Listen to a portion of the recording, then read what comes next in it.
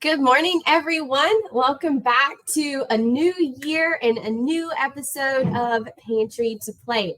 Let's welcome back our friend Chef Virginia Willis. Hey, y'all. Glad to be here. Welcome, as always, to the Learning Kitchen at the Yeah. Food Bank. And I'm so excited because soups are my favorite. Yes. I'm all about mixed dishes where you have like as little pots to clean up as possible. So I'm excited to see what you're going to share with us We today. have 3 really great soups to cook today. So the first one is a vegan, vegetarian, vegetable soup. Yes. Right? So it's all vegetable. No animals. We have a loaded baked potato soup.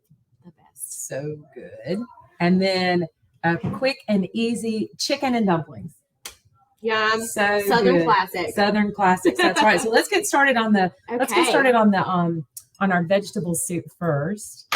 All right. So can you get that going for me? I can. Are we on? Somebody's on. Here we are. Yeah. We're on. Okay. So the first thing we want to do is we're going to saute what's called a mirepoix. So a mirepoix is just a fancy French term for onions, carrots, and celery. And that is going to be the base of our soup. So we'll get that going in there.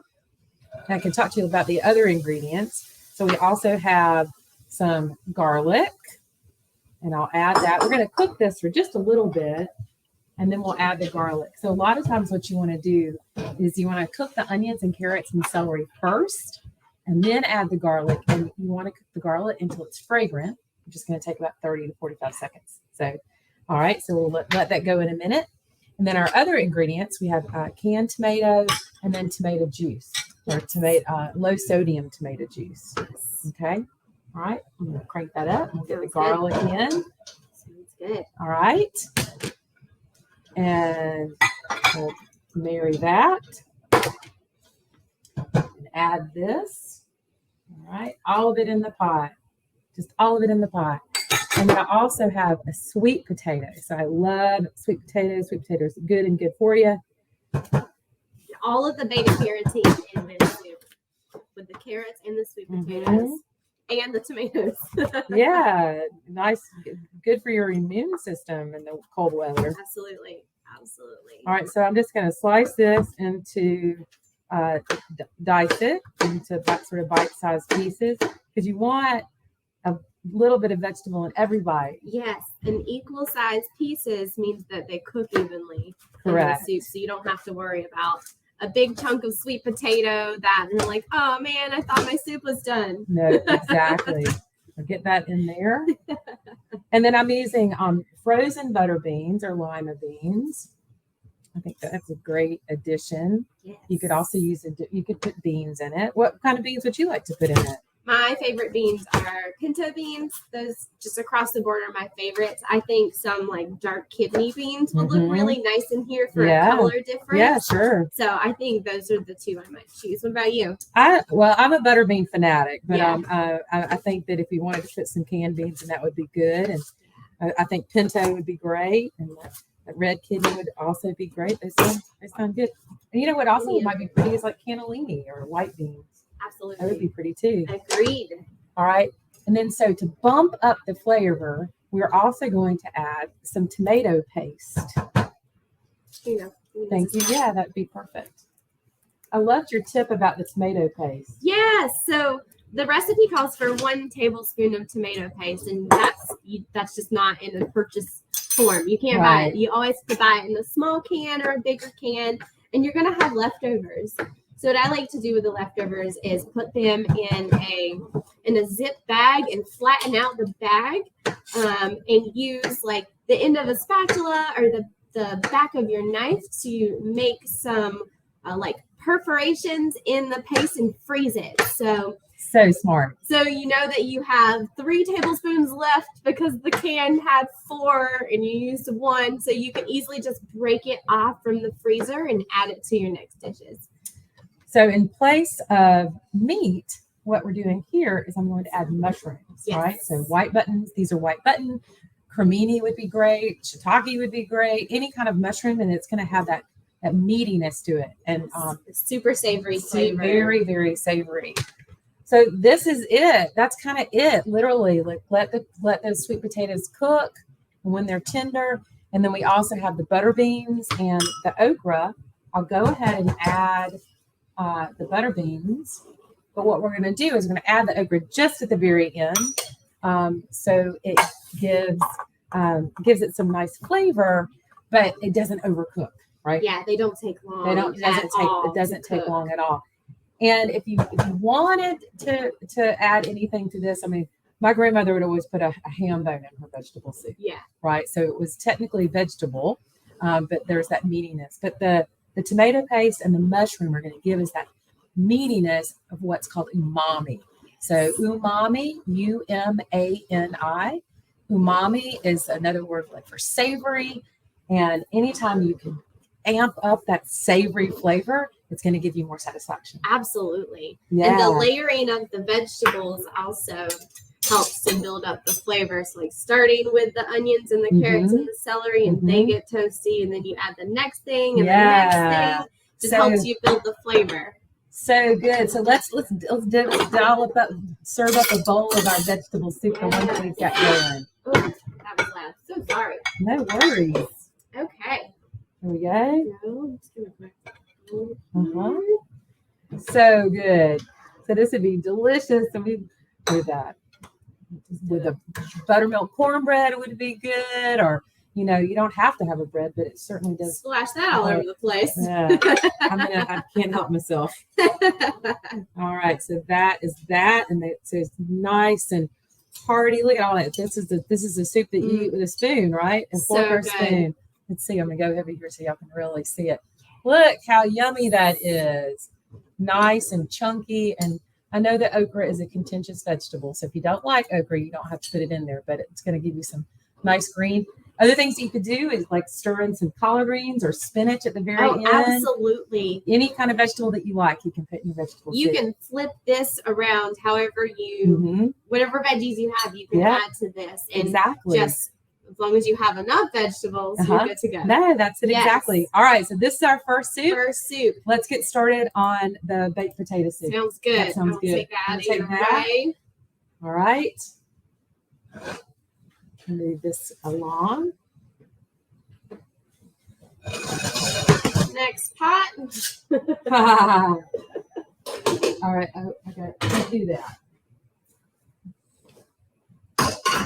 We were joking before we got started. All of the burners have a pot on them. All of them. All of them. That's it, exactly. Okay, so we're going to get started on the loaded baked potato soup. So here I have 2 russet potatoes that we've peeled and we've diced. So I'm going to drain these. I'm going to get these in the pot. So did you store them in water so they wouldn't turn brown while we were waiting? Exactly. Good idea to point that out. All right, so we're going to heat up a little bit of oil in the pan. And I have this mirepoix mix that you taught me about. Yeah, so if you don't have fresh onions and celery, I like to keep these on hand when you're ready to make some soup, because this is the base of every soup. Almost every soup is going to be this combination. So this is a great thing to keep in your freezer. Nice and handy. Nice and handy. Absolutely. All right. And then so the mirepoix is going to get going, and we're going to just cook it a little bit. Yeah. All right. You got it? All right. And we've got our potato. Now, potatoes naturally have starch in them, but I'm also going to add a little bit of flour. That's going to thicken it as well. And so that's going to give us it's going to give us a nice and thick, creamy consistency without adding cream. And this is actually whole wheat flour, so it's a whole grain, and it's good and good for you. Good and good for you. Good and good for you. All right, so we'll add our baked potato. I mean, not the baked potato, the potato. And I have, once that's going, I'm going to add this flour. Shake the flour all over. All right, and then I wanted to show you a little bit about this garlic. So here I have a head of garlic, okay? And then so sometimes when you see them in the store, what you want to do is you just want to, if you crush it with the palm of your hand, the cloves will come loose, right? And then another easy way is just to take the knife and sort of pat it like that, and then the peel will come very easily off. All right, and then I'll trim this little tough stem there. And then what you want to do is you want to have it, right? And sometimes there'll be a little green shoot inside. And if the little green shoot is inside, then you want to take that out because it's bitter. Okay? Good tip. And then what I like to do here to get it nice and very finely chopped is to take the clove and put it towards the edge of the cutting board, and then take your knife and give it a good smash. Just like that. Right? And then what we can do is go back across with our knife and give it a good chop. All right. So that goes in. Put that in there. You can also use garlic powder in place of that. You don't have the fresh garlic on hand. That works just fine. All right. And then I'm going to add our chicken stock. So if you're a vegetarian and you want to make this soup, you can use vegetable stock. So this is what we're using today. Okay. All right. And then I'm going to add some milk. And this is 2% low-fat milk, right? So it's lower in fat. And then I loved this idea, your idea about adding beans. I add beans to everything because I looked at the nutrition on this recipe because this is a meal. We want this to hit all of your needs for the individual meal. So it was a little low on protein. So I said, Virginia, let's mash up some beans and add it to the soup. And the thing is that you won't really be able to tell that they're in there, right? You won't. And you're just sneaking in a little bit of fiber. So we used white cannellini beans from the can.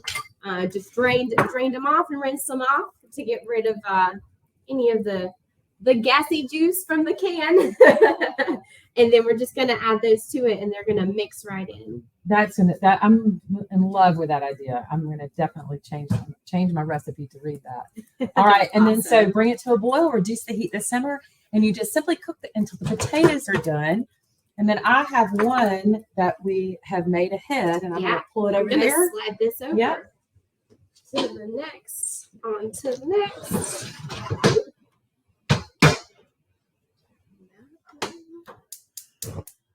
Okay. Continue cooking. Yep. And so here we have, so yummy. Looks so good. Let's see if I can do it back here. That way you can maybe see it a little bit better. So at the end of cooking, that work? Yeah. So the potatoes are nice and tender. And at the end of cooking, what we're going to do is we're going to add the cheese. All right. And that because it's got that flour in it, it's not going to separate. Just like that. So we're using sharp cheddar, right? We're using sharp, and this one is a reduced fat cheese. That's a good idea if you're looking out for your heart health and having to pay attention a little bit more to that. So low fat cheese, it mixes in. You don't know the difference. No, this is it does not taste any different. This is the truth. All right, Yes. so let's ladle this one up. Okay. All right. Got it? That looks so good. So good. Yummy. Yummy. All right. Good job. Thanks. Yum. All right. And then if you wanted to add a little hot sauce, you could add some bacon bits if you wanted to. I'm just going to top this with some scallions, some chopped green onions, and that is it. And this looks delicious, doesn't it? It does look delicious. Yay. So let's see if we can get you guys a. So look at that loaded baked potato soup. Got the cheese and the onion. Oh, so good. So good. Yay. Yay. All right. Soup 2. One more to go. One more to go. That's right. All right. Get this out of the way. Might be a little bit hungry over here.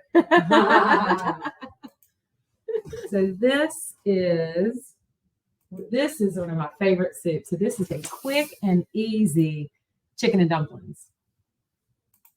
You good? Yeah, I was sorry. All good. We just Okay. need a pot. We need a pot. That's right. I'm like, what am I missing? What are you We need missing? a pot. There we go. Well, I can move this one, and then that way they can maybe see it better. Okay. There we go. Put it in the back corner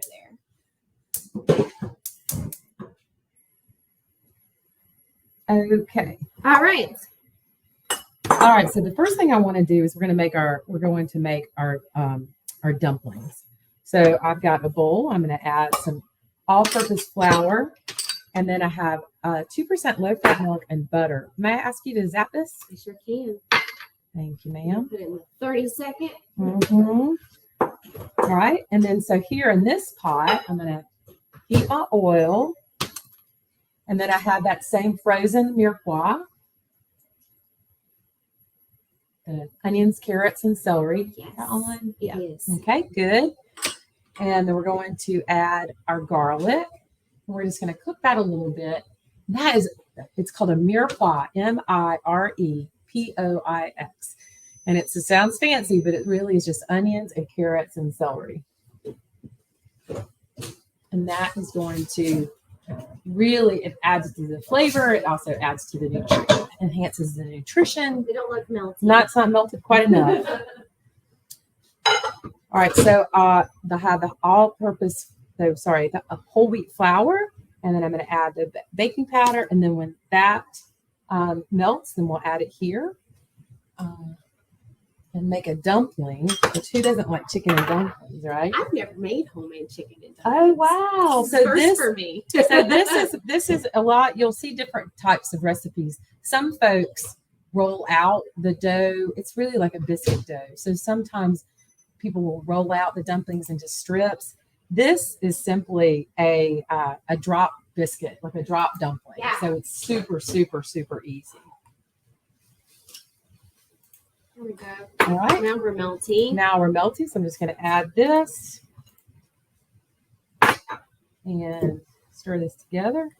That is much better time saver. Yeah. And cleaner too. Yes. Yes. Oh, these are a little soupy. Let's grab a little bit more flour. Okay, you I got must it. have measured that wrong. That's a little too soupy. I was worried that the one that I made ahead, the dough was a little dry, so I added some water. I'm just going to ask you to shake in about a bit. Let's see. That should do it. All right. Yeah, that's about right. All right, so onions, carrot, and celery. Mm-hmm. And let's talk about this bouillon. So super handy, super handy. So this is a base. It's called Better Than Bouillon, and this is reduced sodium. This is a great thing to have. You can also use your own homemade stock. You could use a broth. You could do different things. So I'm going to ask you to add a good sized tablespoon to this, and then I'm just going to get the water. Okay. Into the jar. Into the pot. Yeah. So I asked that because that's what I do when I'm at the end of the jar. I'll add the hot water to the jar and clean it all out. My mother-in-law would be very proud. Yes. We do not waste anything. No. Well, here we can do that. See if that one's All right. Give it a good shake. Stir or shake. Yeah, the shake works best. I'm gonna put that in there. Uh-huh. So we're not wasting anything. What I like about this though is you can control how much you use. Mm-hmm. And that controls how much salt is in it. Yes. And this recipe calls for you can use canned chicken, you can use a rotisserie chicken. Yes. Or fresh chicken breast if you've got that. Mm-hmm. When would you add that? If you're using fresh chicken? If I'm using the fresh chicken, the raw chicken, then I would add it just at the very end of cooking. So it's going to cook and simmer for like 8 to 10 minutes. If it's diced into bite-sized pieces, it shouldn't take that much longer to cook. All right, so now I have this drop biscuit dough, and I thought I had a scooper out. Okay, no. This is just this easy. You take a spoon and just drop the dumplings in, just like that. And what will happen is they will simmer in the broth and puff up, and they'll take about 20 minutes. About 20 minutes. I love that. It's so easy. It's super easy. Super easy. And it'll also thicken it slightly, right? The flour will thicken that broth a little bit. And then so just at the very end of cooking, we would add our chicken, right? So here I have the canned chicken. Mm-hmm. And we were talking about let's talk about the salt a little bit. Yeah, so if you have high blood pressure, you're paying attention to your salt intake, those two things have a not so great relationship, right? Right. So I like to look at the nutrition label to see how much salt is in it, because you have to think about all the ingredients in your soup and which ones are putting salt into the soup. Mm-hmm. So often you don't need to add just table salt to it because you're getting salt from all the other ingredients. Right, sure. So far, our dumplings have had some salt. They're not really going to add much to the broth itself, but the broth has some salt. Right. So we may not need the liquid from the canned chicken. Right. We can get rid of it, still have the chicken flavor, and not add additional salt to the dish. Mm-hmm. But we also talked about that this one didn't have that much.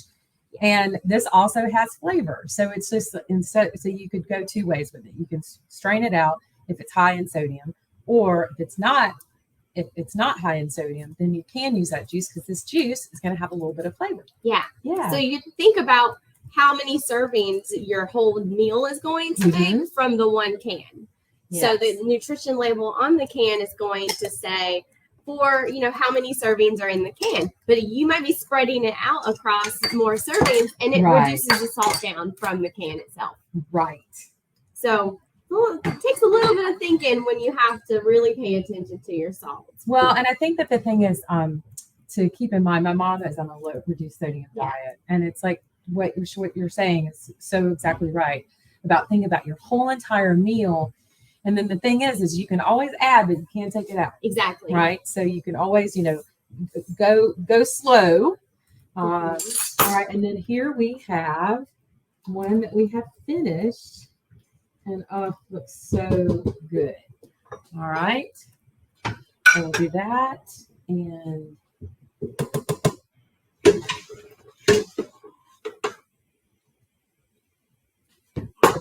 look at these beautiful. Oh, they look so good. Mm-hmm. I love the color that the whole wheat gives it.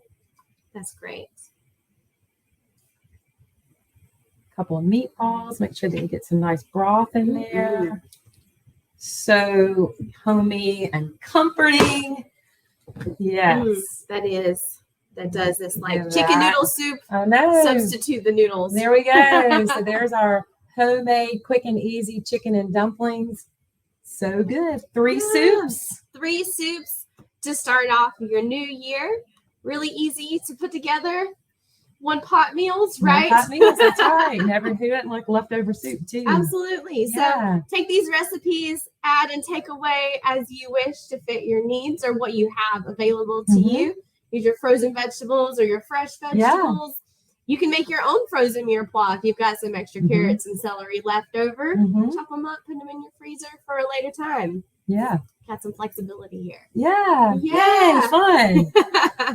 So, I hope you all are going to have a fantastic 2023. We are going to see you in a couple weeks for our next episode. And we just want to thank Virginia for all of the time that she has shared with us here in the Learning Kitchen. It's been fantastic. It's great to be here. Yeah. Yes. Thanks for showing up again and again, and we'll see you next time. Bon appetit, y'all.